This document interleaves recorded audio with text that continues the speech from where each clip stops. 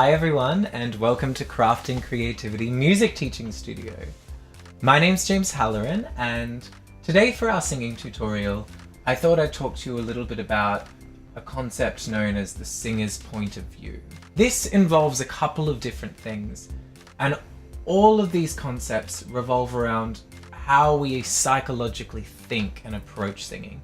While all these concepts do have physical effects, it's the psychological thought that really helps these effects happen and manifest physically. And some of these tricks are really, really useful and can really open up the voice and give you a strong sound. So without further ado, I'd like to talk about some of those now. So the first one, and possibly the one that I found the most helpful in opening up my voice, is this concept called counterbalancing. And counterbalancing basically is this concept of the elevator and the pulley. So this idea that for something to go up, something must be dropping down. And it's the same with the voice. If we're ascending through a scale-like passage, while the voice is ascending up, there needs to be some kind of energy pulling down.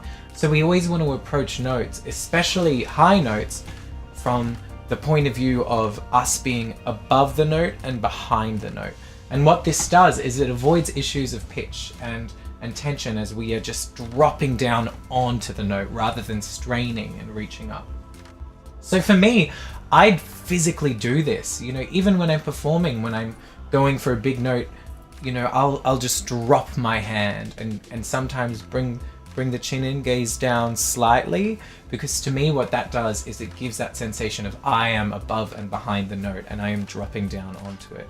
It can be little, it can just be like a hand just slightly down, or it could be entirely in your thought. The point is, the main thing with counterbalancing is something needs to be going down energetically.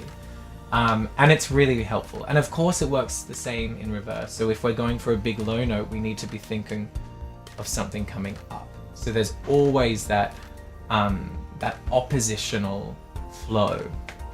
And this is really, really effective in singing. That's one thing. The next thing we're going to look at is focus, the focus of the voice, sometimes also referred to as twang. Focus is really, really important because it allows our voice to go from out here to so without focus, a note here, ma, no focus, ma, but ma, we have ma, and it can give more volume as well, which is useful. So one of the really useful things to imagine with focus is that between us and our audience there is this kind of blank wall, and we're actually aiming our voice through this tiny hole in the wall.